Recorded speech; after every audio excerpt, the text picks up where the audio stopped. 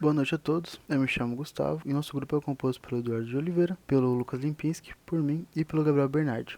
E o nosso trabalho é sobre a análise comparativa do desempenho dos servidores web hospedados com a Apache funcionando em instalação otimizada e não otimizada do FreeBSD. Bom, esse é o nosso sumário, onde a gente vai mostrar mais ou menos o que vai ser apresentado nessa apresentação. Começando pela contextualização, motivação, objetivo, justificar nossa justificativa, né? Vamos falar um pouco sobre tanto a definição de um servidor web, vamos falar também sobre o Apache, porque escolhemos utilizar o Apache. Também será falado sobre o BSD, como instalar ele de forma otimizada e não otimizada. Vamos fazer nossa leitura do nosso trabalho utilizando o JMeter e depois nossas considerações finais. Bom, a contextualização. Em resumo, servidores web são cruciais para disponibilizar conteúdos online e seu desempenho depende da configuração e otimização dos recursos. Comparar instalações otimizadas e não otimizadas revela o impacto no desempenho. O FreeBSD ele é valorizado por sua estabilidade como sistema operacional de código aberto. Esse tutorial ele analisa o desempenho dos servidores web com Apache no FreeBSD, abordando conceitos e instruções de instalação. Bom, nossa motivação é a seguinte. O FreeBSD ele é amplamente reconhecido pela estabilidade, segurança e eficiência, mas ainda assim ele recebe menos atenção do que o Linux em estudo de desempenho. Já o Apache, no caso 2.4, ele continua sendo um dos servidores web mais utilizados no mundo, porém seu comportamento muda conforme o sistema operacional e as otimizações aplicadas a eles funcionam. Também muitos ambientes usam configurações padrão, sem saber o quanto isso limita o desempenho real da sua aplicação. O outro que surge a necessidade de entender como ajustes no FreeBSD e no Apache podem impactar diretamente o seu throughput, na sua latência e no uso de recursos. E o tema ele é relevante para a administração de sistemas de otimização de servidores e sinais de alta carga. O nosso objetivo com o trabalho é avaliar o desempenho do Apache 2.4 em duas configurações distintas no FreeBSD. Uma instalação padrão, com ele o mais cru possível, sendo instalado tudo basicamente no Nest Finish, e outra instalação otimizada, onde mexeremos no seu kernel, no seu sistema e dando tuning no Apache, fazendo mais ajustes manuais mesmo. O nosso também objetivo é medir e comparar as métricas reais, vendo tanto o throughput dele, a latência, o uso de CPU e memória, a entrada e saída e as condições TCP. E também identificar quais otimizações geram impacto real e quais não trazem benefícios práticos. E também produzir um guia de boas práticas para a melhoria de performance em servidores web FreeBSD. Como justificativa, a gente tem que organizações que utilizam servidores web precisam de ambientes mais eficientes, especialmente em cenários de alta carga, e o FreeBSD ele oferece recursos avançados, mas muitos usuários desconhecem como configurá-los adequadamente. Ajustes simples podem melhorar muito o desempenho sem necessidade de hardware novo. E comparar a instalação padrão com uma otimizada ajuda a entender o quanto o comportamento do servidor muda conforme a sua instalação é feita. E o outro é que o estudo fornece uma base útil para administradores, estudantes e desenvolvedores que buscam melhorar o desempenho de forma prática e fundamentada. Começando os tópicos, vamos falar sobre a definição e conceitos de um servidor web. Bom, os servidores web eles são programas que operam no modo cliente-servidor, destinados a fornecer arquivos de várias formas pela internet, geralmente utilizando o protocolo HTTP, que no caso é Hypertext Transfer Protocol. Para fim de esclarecimento, o protocolo HTTP é um protocolo altamente disseminado que determina um padrão para a comunicação entre um servidor e seus usuários, tornando-a mais eficaz. Outro protocolo importante que será mencionado nesse tutorial é o TCP/IP, no qual a internet é baseada e é a junção de dois conjuntos de protocolos, o TCP, que é o Transmission Control Protocol, e o IP, que é o Internet Protocol. Eles visam garantir juntos que os dados enviados por uma máquina possam ser transmitidos a outra pela rede sem falhas no conteúdo ou no caminho tomado. O último conceito importante usado nesse trabalho será o URL, que é o Uniform Resource Locator, e este é um endereço que é atribuído a cada recurso disponível em uma rede e denota onde ele está localizado nela. De volta aos servidores web, um servidor é composto por um conjunto de hardware e software, mas o foco desse tutorial está nas possíveis otimizações do software para um caso de uso específico. Então não serão abordados conceitos de hardware nessa sessão. No que diz respeito ao software, no software usado para ativar e manter um servidor web, existem alguns componentes que são essenciais para que isso possa ser feito. Um sistema operacional com acesso terminal, ou um aplicativo para a gerência do servidor, um software responsável por processar as solicitações do servidor, no caso utilizando o servidor HTTP, e o conteúdo que se planeja disponibilizar, e um navegador com acesso aos conteúdos disponibilizados pelo servidor para testes. No caso do conteúdo solicitado ser um script, também pode haver necessidade de ter um interpretador de linguagem escrita instalado na máquina do servidor, e que haja algumas integrações entre ele e o software responsável por processar as solicitações, a depender do servidor HTTP utilizado. Nesse tutorial, o sistema operacional usará o FreeBSD, e o programa responsável por processar as requisições do servidor será o Apache. Já os componentes para teste serão discutidos mais à frente. Aprofundando-se nos processos realizados pelo servidor, temos alguns grupos de ações que podem ser realizadas. Inicialmente, ao ser ativado, um servidor HTTP estará constantemente escutando uma ou mais portas IP, que são os canais que determinam qual processo receberá os dados. Esperando por requisições de usuários, assim que receber uma requisição, procurará pelo conteúdo solicitado nos seus conteúdos disponíveis e executará as ações que forem acionadas pela requisição. Por fim, o servidor enviará uma resposta ao usuário que enviou a requisição, podendo ser o display dos conteúdos no formato de uma página web, download de conteúdos, atualização de uma página web previamente aberta ou aviso de que houve imprevisto no processamento/envio de resposta de requisição. Bom, agora sobre a utilização do Apache. Vou falar um pouquinho o que é o Apache, né? Quem ele desenvolveu, como foi desenvolvido. Basicamente, o Apache HTTP Server é um servidor web open source lançado em 1995 e mantido atualmente pela Apache Software Foundation. O começo do desenvolvimento aconteceu no início de 1995, no mesmo ano de lançamento, e teve uma influência forte do NCSSA, HTTPD, um dos primeiros servidores web desenvolvidos e é muito popular nos primórdios do Apache Server. A arquitetura Apache, ela utiliza um modelo cliente-servidor, no qual o Apache atua como servidor e a pessoa acessando o site como cliente. Aqui tem uma imagem para ilustrar bem isso, né, o cliente-servidor. Em relação ao funcionamento do Apache, ele utiliza o protocolo TCP/IP e providencia a implementação do HTTP. Durante o tempo de espera, ele não faz nada, ele além de escutar a porta atribuída no arquivo de configurações. E quando há uma conexão, o software utiliza a URL recebida para identificar o arquivo ou a saída de um programa, necessário para ser enviado de volta ao cliente. Nesse contexto de clientes, para que o Apache consiga lidar com várias requisições ao mesmo tempo, vários processos são iniciados ao ligar o servidor. Para simplificar a instalação do Apache Web Server no FreeBSD, será utilizado o PKG, né, o package, que ele é o gerenciador de pacotes binários padrão do FreeBSD e tem propósito de instalar programas no sistema de forma descomplicada. É importante destacar que, para baixar pacotes por meio do PKG, é necessário ter permissão para tal. Caso o usuário usado não seja o root,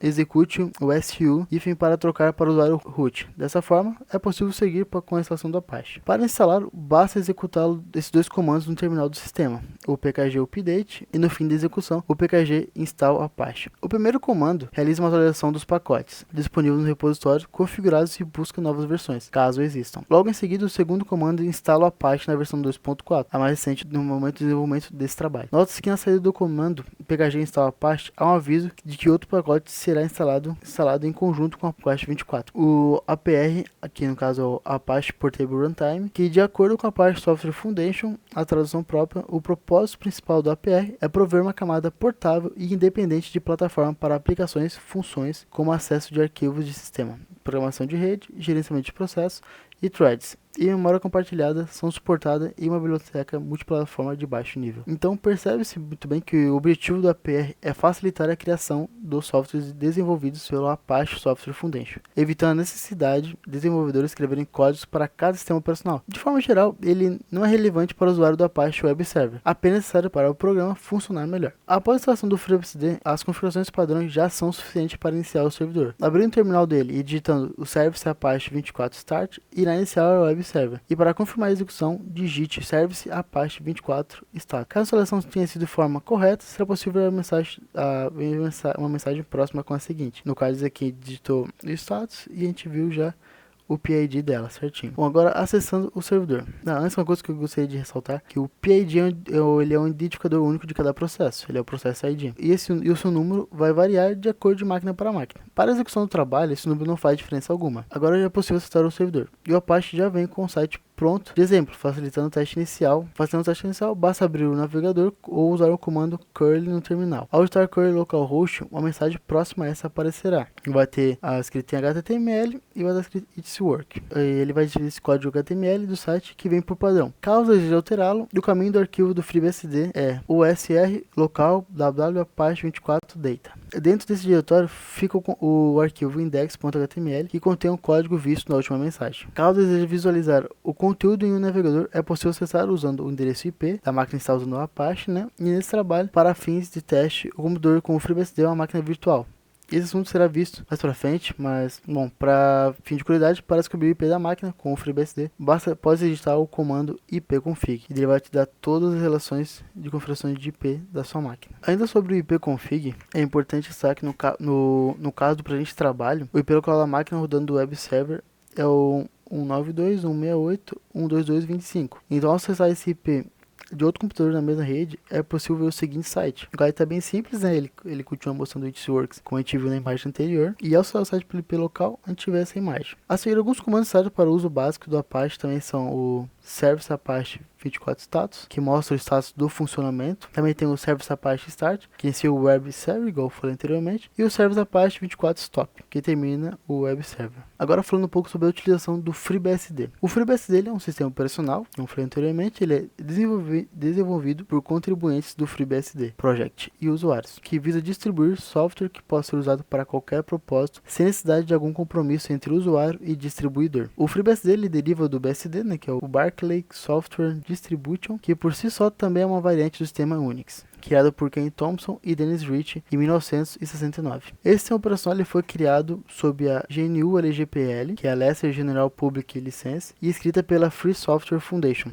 o que significa que seu uso e modificação podem ser feitos tanto para softwares livres quanto para privativos, os quais podem ser licenciados como únicos sob a diretriz dessa licença, ou da GPL, no caso a General Public License, também escrita pela Free Software Foundation. Por ter sido criado com a base do sistema que era baseado em Unix, o FreeBSD ele compartilha de muitas ações padrão desse tipo de sistema, como criação de login de usuários, o comando CD para a seleção de diretório, e a busca, cópia, deslocamento e remoção de arquivos do diretório selecionado, como ls, cpmv e rm, respectivamente. Além disso, por fim, sua forma de instalação padrão de programas é baseada no comando pkg, como descrito previamente na seção anterior, o que permite ele instalar pacotes e programas a partir de coleção de ports do FreeBSD. As funcionalidades do núcleo são, em grande parte, modulares, o que significa que, além de funcionalidades essenciais, os processos básicos são contidos em arquivos, separados um dos outros. Essa forma de organização ela facilita a implementação de novas funcionalidades, sem contar com a base essencial do sistema, que é monolítica. Além disso, a organização modular do núcleo permite também uma customização mais acessível do núcleo, uma vez que cada um dos módulos pode ser desativado, caso seja considerado necessário para o uso desejado, e potencialmente reduzindo seu tempo de boot e uso de memória principal. E novos módulos podem ser adicionados para suportar funcionalidades diferentes das originais. Esses fatores tornam o FreeBSD um atrativo para empresas e desenvolvedores que desejam desenvolver software em um ambiente estável com alta performance e que também pode ser modificado o quanto for necessário, até o ponto de se tornar outro sistema operacional, sem nenhuma complicação externa quanto ao licenciamento, desempenho ou falhas inesperadas. Bom, agora também eu vou explicar sobre a definição e a utilização do JMeter para benchmark. O JMeter ele é um projeto open source, também criado pela Apache Software Foundation, com o objetivo principal de realizar testes de stresses e métricas de performance em servidores. Originalmente ele é desenvolvido apenas para aplicações web, mas atualmente pode ser usado para outras áreas. Algumas das áreas suportadas para testes de performance são web, banco de dados, FTP, LDAP e JMS. Nesse trabalho, o foco será apenas em testes para servidores web.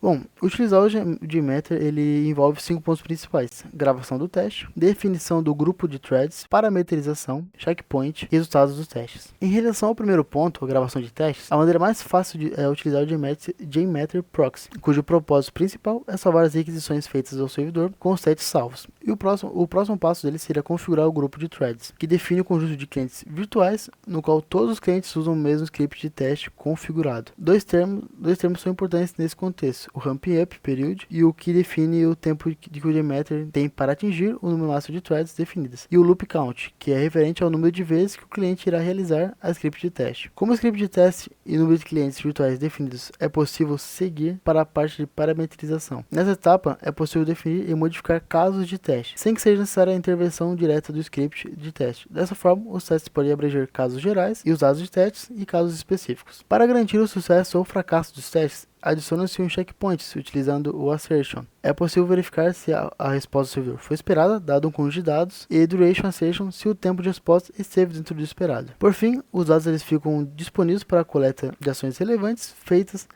todas as ações relevantes feitas são salvas em um relatório, o Aggregate Report. Ele mostra algumas informações úteis, como nome de requisição HTTP, número de requisições enviadas, o tempo médio de resposta, a mediana de tempo de respostas e o tempo de resposta de 90% dos usuários inline. Que a gente pode ter todos eles aqui, né, como a etiqueta, o sample que eu falei antes, que é o número de requisições enviadas, o average, que é o tempo de resposta médio, a mediana, o tempo de resposta de 90% dos usuários. Aqui tem a mesma coisa com 95% e 99%, o mínimo e o máximo, e a porcentagem de erros e o jogo de put. Agora falar um pouco sobre a instalação do JMeter. Para esse trabalho, o JMeter que será instalado em um computador Ubuntu 24.04.3 LTS. A seguir eu vou dar um passo a passo de instalação. Uso o comando dele para instalar foi o sudo apt update para atualizar os pacotes disponíveis e depois o sudo apt install JMeter para a instalação do programa em si. A versão do software utilizado no trabalho é a 2.13. É de importância destacar também que existe um erro comum ao usar versões mais recentes do Java com o JMeter. Por exemplo, no OpenJDK 2108.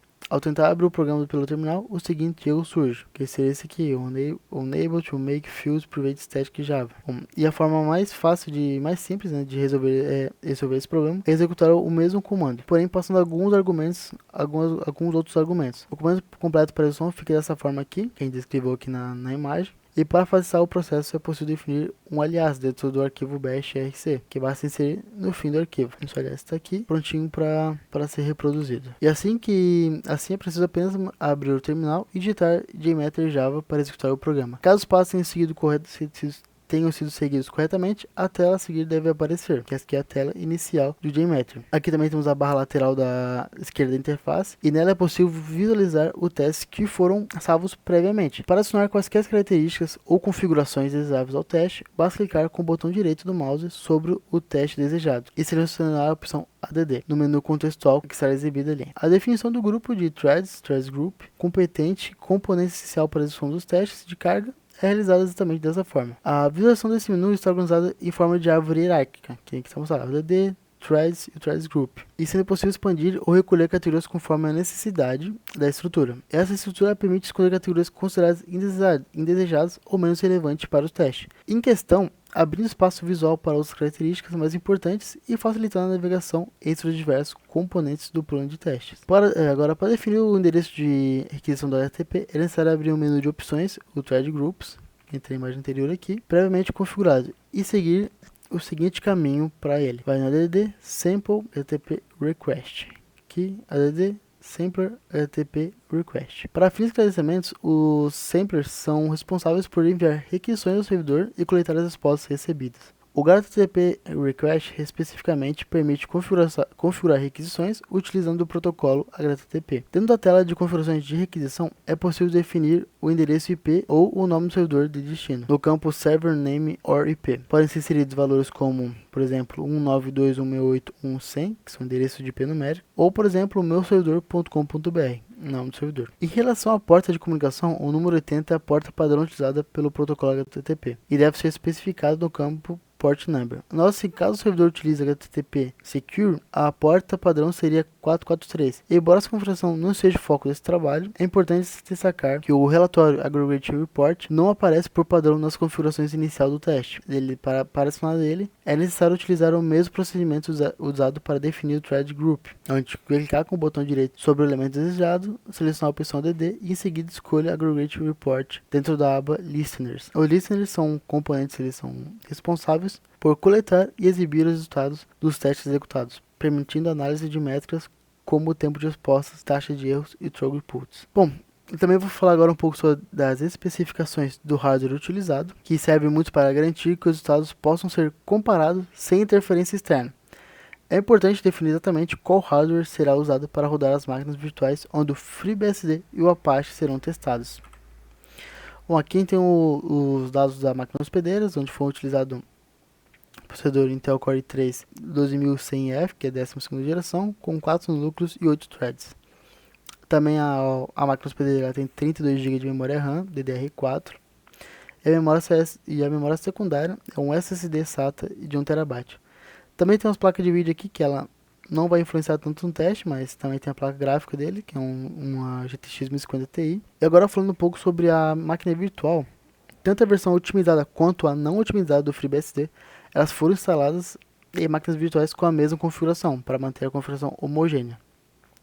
Cada VM configurada ela foi configurada com 2 vCPUs, 4 GB de RAM, 20 GB de armazenamento virtual, uma rede NAT, o FreeBSD 13.3 Release, né, que é a versão que a gente escolheu, e o Apache 2.4 instalado via PKG. Toda a virtualização ela foi feita com suporte à virtualização de hardware, a Intel VTX. Bom, agora chegando no passo de instalação do FreeBSD não otimizada para o Apache. O objetivo desse tópico que a gente fez aqui é descrever o passo a passo da instalação do FreeBSD em um cenário padrão, sem aplicação de algum ajuste manual, além das configurações necessárias para que os testes possam ser completos. Primeiro de tudo, a gente pesquisa na aba de endereço, ele pode ser qualquer navegador, o Google é um deles, por FreeBSD. E aqui a gente vai entrando no link, a gente vai ter a página inicial do FreeBSD. Para em downloads, basta a gente apertar aqui em downloads FreeBSD, que a gente vai chegar na página de todos os releases deles. Então, rolando a tela para baixo, até encontrar ela depois disso, a gente vai ter aqui as releases, no caso aqui o print está com a mais recente, que é a 15.0. E caso o usuário deseje uma versão específica que não está aqui nessa tela, ele pode descer um pouco mais da tela e ir ali para arquivos, onde tem os arquivos passados do FreeBSD. É importante ressaltar que a gente usou a versão 13.3, então para chegar nela a gente foi ali em arquivos, entrou aqui em ISO imagens, procurou até a 13.3 e instalamos a disco ISO. Também é interessante, para fins de esclarecimento, a imagem que a gente usou foi a FreeBSD 13.3 e a versão AMD64 dela para boot no formato ISO. Caso a imagem desejada não esteja ali na página inicial, como eu falei, é só rolar até arquivos e encontrar ela. Aqui mesmo, arquivos, a gente vem em ISO e procuramos a versão que queremos e abaixamos qual for mais adequada para o nosso uso. Agora, para garantir que a integração da minha ISO esteja correta, é interessante abaixar também a checksum dele.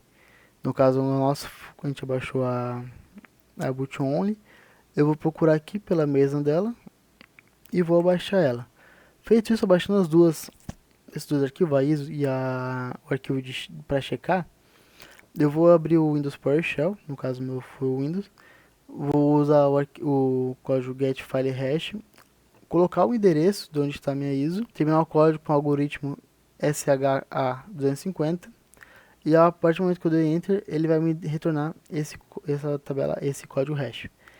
Abrindo o arquivo checksum, eu também tenho que encontrar o mesmo valor que ele me mostrou. No caso, o meu B62FCE, ele está aqui, esse mesmo aqui, então a integração está correta. E é bastante também importante eu ressaltar que o argumento do comando resultado acima, ele varia de acordo com o nome do arquivo. Então, se o arquivo de imagem instalado for outro, tem que ser alterado conforme o arquivo instalado. Bom, feita a checagem de integração, agora o nosso arquivo FreeBSD ele está instalado corretamente na nossa máquina.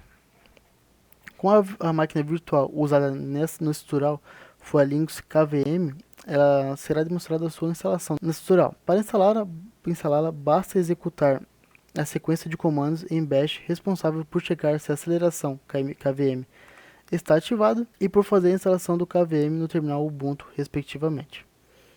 Os códigos usados foram o sudo kvm if ok e o sudo apt install QEMU para fazer a instalação correta dele.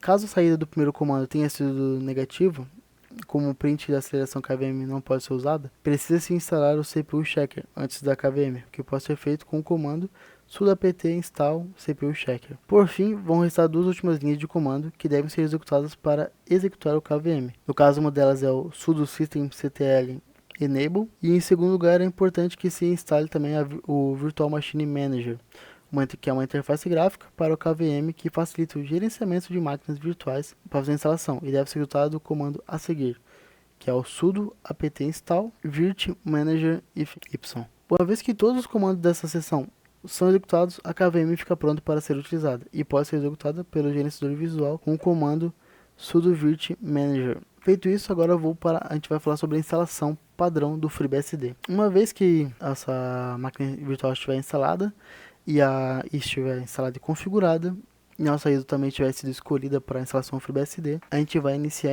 a imagem e escolha da opção Bootloader. Como a gente pode ver aqui, ao abrir a ISO do FreeBSD na nossa máquina virtual, a gente vai ter a tela inicial com essas opções. E é importante mencionar que nessa mesma tela, o FreeBSD exibe a opção do kernel dela, que está default kernel, indicando que o kernel ele será utilizado para o boot. O kernel, o selecionado por padrão, é o generic, que contém todos os drivers essenciais e é recomendado praticamente todas as instalações, especialmente em ambiente de virtualização. Não há necessidade de alterar essa escolha, pois o kernel generic já é projetado pela sua ampla compatibilidade. Agora, após a gente fizer a confirmação do boot installer, ao abrir a tela a gente vai apertar a tecla 1 ou Enter, ele vai carregar e vai lançar a opção de instalação do teclado. Esse é o primeiro menu que aparece pra gente. Ele solicita que o usuário selecione o mapa de teclado, o keymap dele, e a escolha permite que o sistema reconheça corretamente os caracteres digitados durante a instalação e na operação futura. O FreeBSD ele apresenta uma lista extensa de layouts, incluindo layouts brasileiros, ABNT2, americanos, europeus e variantes internacionais. Para facilitar a leitura no ambiente de testes e reduzir chances de incompatibilidade, recomenda-se selecionar a opção Brasilia ABNT2 para teclados brasileiros, ou US Default, que é para caso tenha um teclado em versão que não seja brasileira. E a tela ela apresenta ainda um campo para teste de digitação, permitindo confirmar se o teclado escolhido corresponde a esse mesmo. Então tem essa imagem que vai ter todos os tipos de teclados e vai escolher qual se adequa mais a você. Após isso a gente vai para a instalação padrão, a gente vai para o instalador que permite escolher componentes adicionais do sistema base, como drivers opcionais, documentações, bibliotecas opcionais e ambientes gráficos. Com o objetivo dessa instalação é preparar um ambiente padronizado para testes posteriores com a Apache, usar apenas o sistema de base padrão, que é o Base System, a primeira opção ali dele. Feito isso, a gente vai para a etapa de particionamento.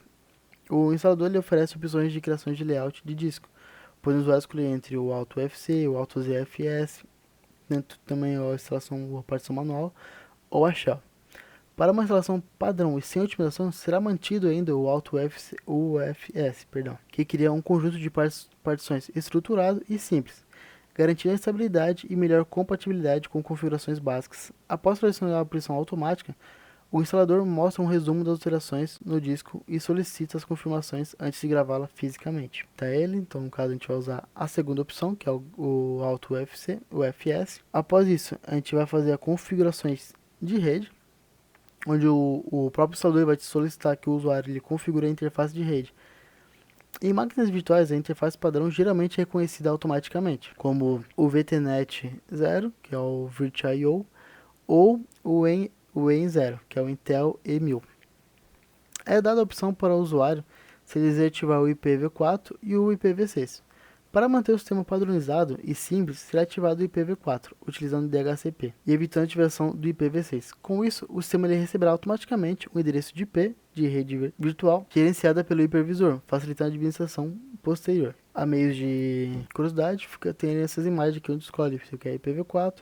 Após selecionar ele, a gente vai para a tela de configuração do DHCP e depois do IPv6. E ao final da instalação do FreeBSD, ele solicita que a criação de uma senha para o usuário root. Essa senha é obrigatória para executar ações críticas para o sistema. Na sequência, o instalador ele vai te oferecer a opção de criar um usuário comum e automaticamente recomendado criar um usuário e adicioná-lo ao grupo well, onde ele vai permitir que ele utilize o comando su para obter privilégios administrativos. Criar um usuário ele também permite uma maior segurança e organização ao gerenciar os arquivos, evitando que muitos erros aconteçam por besteira. Aqui está até a nossa criação do usuário, a gente vai dar o nome do usuário, o nome completo, vai fazer o login de grupo e aqui, como eu falei, vai entrar no grupo well aqui embaixo. Depois só seguir os padrões, dizer sim ou não, no caso queira uma senha vazia ou não, até o final da instalação dele.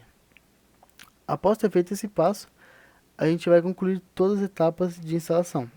E depois disso, o instalador ele vai perguntar se o usuário deseja reiniciar o sistema.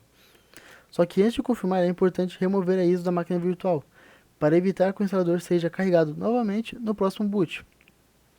Após iniciar o FreeBSD, ele fará o primeiro boot e a partir disso o virtual já está instalado, exibindo o prompt inicial do sistema operacional, e encerrando todo o processo de instalação padrão. Então aqui a gente tem a tela inicial dele, que só apertar commit, ele já vai ter concluído a instalação. Agora, fazer a instalação do Apache no modo padrão, ele sem nenhuma otimização. Então, para realizar essa instalação, o Apache no FreeBSD basta executar a sequência de comandos abaixo no terminal do FreeBSD como root. Então a gente vai começar fazendo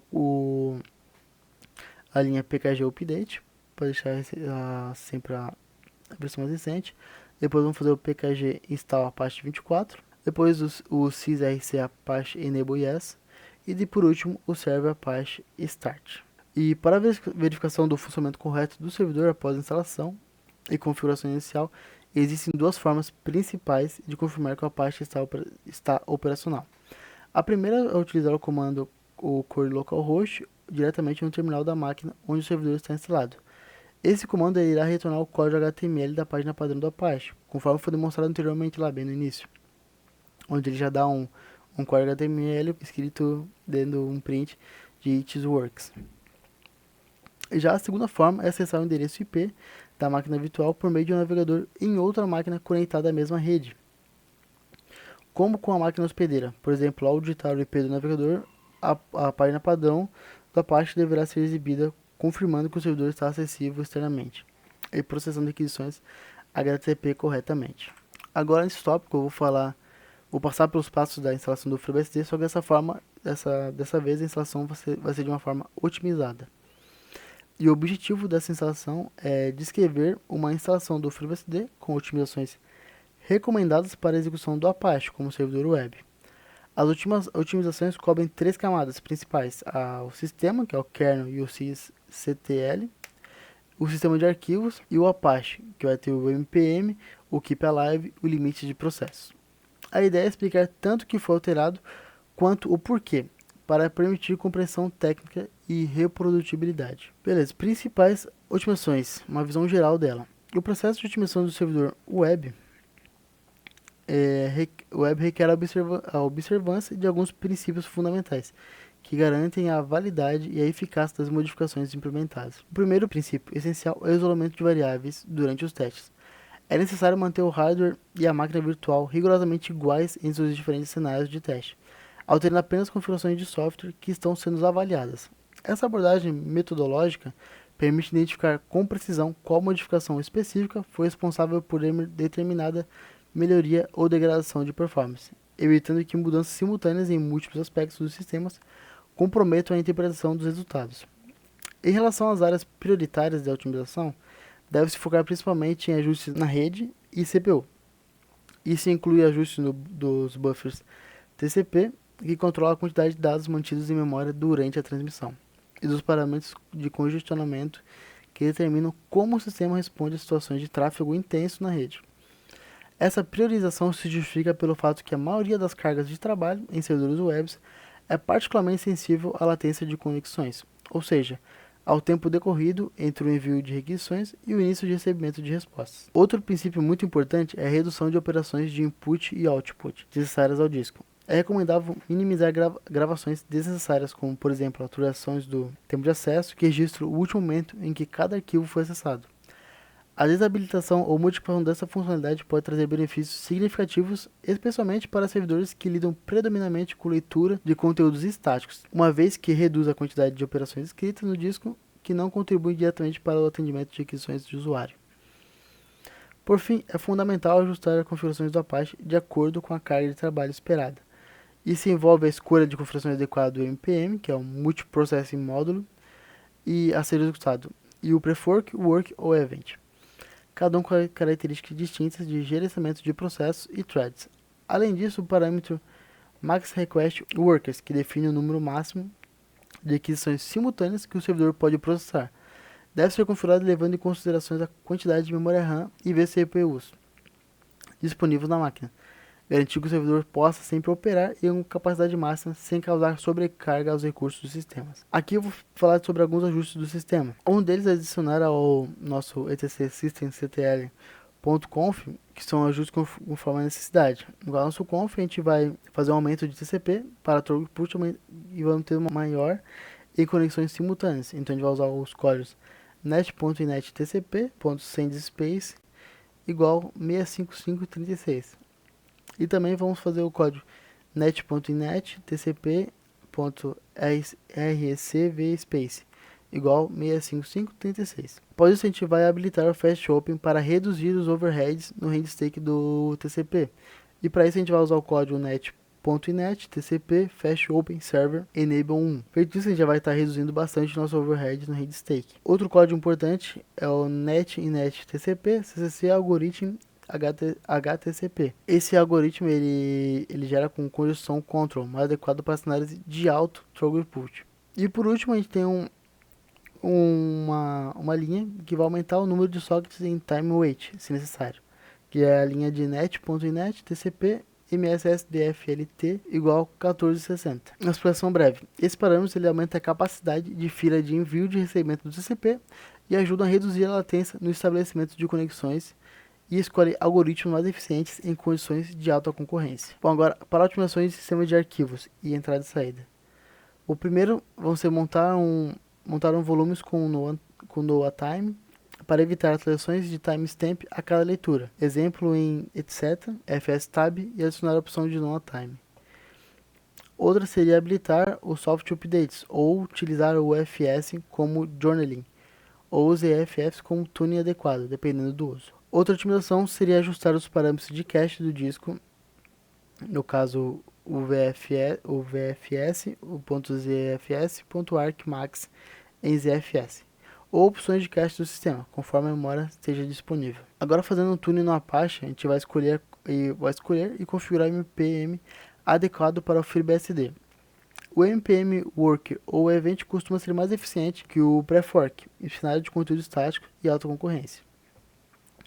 Exemplos de parâmetros para aplicar aqui conforme o MPM ativo seria aqui no Apache a gente usar o Start Service 4, o Min Spare Threads 25, Max Spare Threads 75, Threads Limit 64, Threads por Child 25, Server Limit 16, Max Request Works 400, Max Connections 1000, Keep Alive On e Keep Alive Timeout 2. Esses valores eles controlam quantos processos e threads são mantidos em pool, quantas conexões simultâneas podem ser atendidas e quanto tempo de conexões persistentes são mantidas. No Keep Alive Timeout, usando ele como exemplo, ele reduz o tempo ocioso, liberando recursos mais rapidamente. Nessa também instalação otimizada, eu falo sobre o logging e a rotação de logs.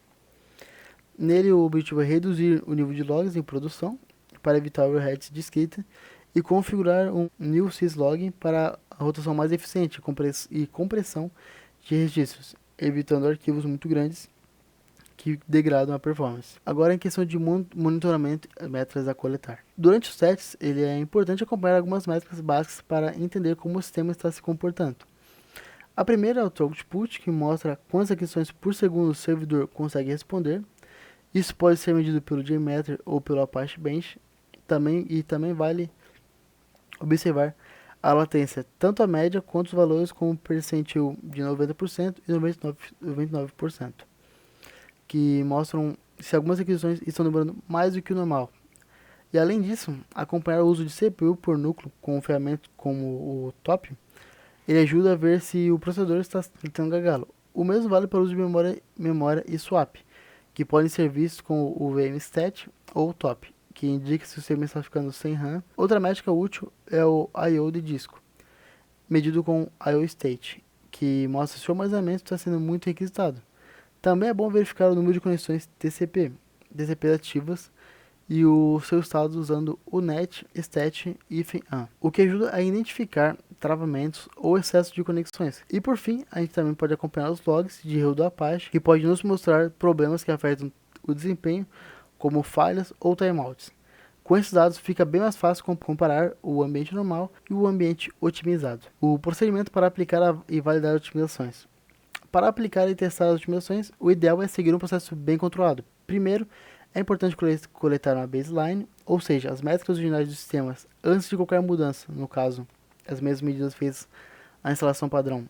Depois disso, as otimizações devem ser aplicadas aos poucos, em blocos como o ajuste de rede, depois sistema de arquivos e depois o Apache. Fazer tudo de uma vez pode confundir os resultados. Sempre que o ajuste for feito, reinicie o sistema correspondente, como rodar o Service Apache 24 Restart, ou aplicar novas configurações como o sysctlp. Em seguida, repita exatamente os mesmos testes de cargas, os mesmos scripts do JMeter e do Apache ou do Apache Bench, caso use ele. E compare os números que os do baseline.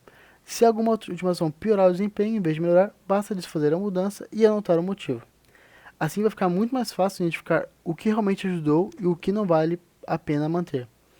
Desfazer a mudança e anotar o motivo, assim fica muito mais fácil identificar o que realmente ajudou e o que não vale a pena manter. Beleza, agora falando sobre a realização de testes e análise dos resultados. Nessa sessão, a gente será refletido sobre o desempenho dos testes e da ferramenta Apache JMeter, realizado entre as duas configurações anteriores, a instalação padrão e a otimizada. Deste modo, comparando os resultados reais dos testes de desempenho com as duas configurações e concluindo com recomendações para melhoria. O objetivo é medir consequências de modificações do kernel do FreeBSD e nas configurações de instalação do Apache. A metodologia de configuração e pesquisa. Para manter a integridade dos dados, os testes foram executados a partir da máquina host, com os pedidos enviados para a máquina virtual com o FreeBSD. O JMeter ele foi aplicado para simular carga de usuário, conforme descrito nas sessões anteriores. O cenário de teste foi utilizado para definir os dois cenários principais de teste.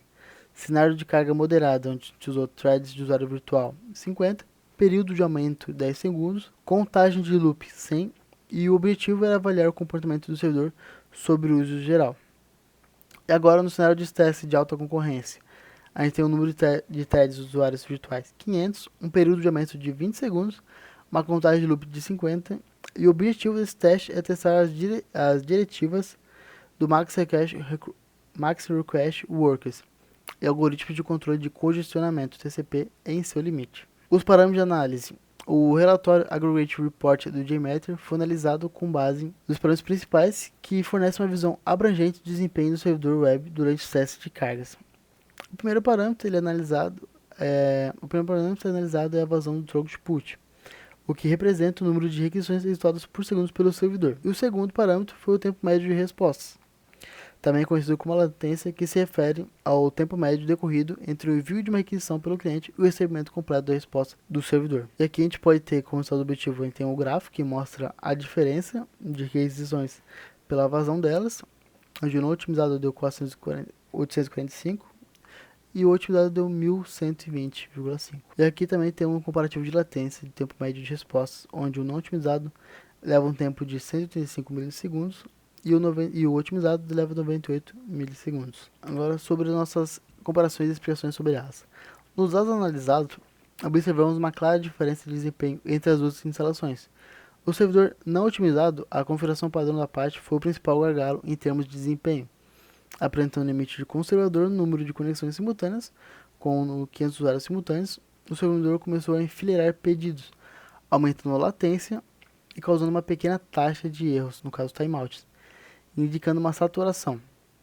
As mudanças do servidor otimizado resultaram em melhoria significativa. No caso de gerenciamento de processos, ao aumentar o Max Request para 256, o Apache foi capaz de processar mais pedidos em paralelo sem bloquear novos membros. No caso da pilha TCP/IP, a ativação do TCP Fast Open e a modificação do algoritmo de controle de congestionamento para HTCP, o sysctl conf, proporcionaram um handshake mais rápido e recuperação de pacotes eficiente, resultando em tempo médio de resposta reduzido de 135 para 98. E também outro seria o sistema de arquivos. A opção No Runtime e Soft Updates contribuem significativamente para a redução de latência de I/O, permitindo que o sistema operacional entregasse arquivos estáticos mais rapidamente. No caso de uma instalação otimizada, ela suporta uma carga de dispositivo, no caso vazão maior, e alcançou uma experiência de usuário final estável, sem erros e com menor latência, conforme mostrado pelos resultados do estudo. Agora, nossas considerações finais. O objetivo desse trabalho foi investigar a influência da otimização do sistema operacional e a otimização do servidor Apache HTTP Server funcionando no FreeBSD. Após o estabelecimento de uma bancada de testes controlada justamente com uma instalação padrão versus uma instalação personalizada, foi possível entender a importância do ajuste do ambiente para seu melhor funcionamento. Os resultados desse estudo mostraram que o FreeBSD, apesar de suas características de alta estabilidade, utiliza configurações padrão conservadoras, mas mecanismos acessíveis para otimização. Uma vez que seu objetivo como sistema operacional é atender todos os usuários dispostos a usá-lo, otimizações específicas aplicadas como ajuste de pilha TCP/IP, ajuste dos buffers de rede e redirecionamento das diretivas do processo do Apache levaram a uma melhoria significativa de desempenho, superando os 30% no tráfego de dados sob estresse. Com a composição desse trabalho, pode-se inferir que um usuário do FreeBSD precisa ter um conhecimento extenso de como o sistema operacional modular se comporta, se deseja conseguir um bom desempenho em sua estação de trabalho ou projetos. Ajustes simples feitos em arquivos como o rc.conf ou sysctl.conf podem significar indiferença entre um serviço estável e um serviço indisponível durante picos de acesso. Algumas limitações. Os testes foram realizados com uma camada de abstração por conta do uso da virtualização com a KVM. Uma vez que seu hipervisor precisa do sistema operacional hospedeiro para acessar o hardware, possivelmente impactam seu desempenho real, mas apenas marginalmente. Além disso, os testes foram limitados ao texto estático do HTML simples, e não processamento de linguagens dinâmicas ou conexões de banco de dados, que introduziria outras variáveis de consumo de CPU e RAM também. Sobre trabalhos futuros. Para trabalhos futuros, recomendamos comparar os testes com o servidor web do Nginx, que tem sua estrutura baseada em eventos e modelos de processo do Apache, incluindo testes de conteúdo dinâmico como PHP ou Python, e testes de banco de dados para o PostgreSQL ou MySQL, simulados nessa aplicação web, avaliando o efeito da criptografia HTTPS e o TLS no desempenho da CPU para ambas as configurações. Por fim, esses estudos sugeriram que a combinação do FreeBSD e do Apache Web Server forma um sistema robusto e altamente adaptável, e especial quando configurado por profissionais treinados para desempenhar alta estabilidade e eficiência. Bom, esse foi o nosso trabalho. Aqui são algumas das nossas referências usadas, as mais importantes. E a licença e o estado de licença, onde o trabalho pode ser compartilhado, pode copiar e redistribuir o material em qualquer formato ou meio, e também pode ser adaptado ele, no caso, remixar, transformar e criar a partir do material, desde que se dê os devidos créditos aos autores e indique se foram feitas as alterações. Muito obrigado pela atenção, e é isso.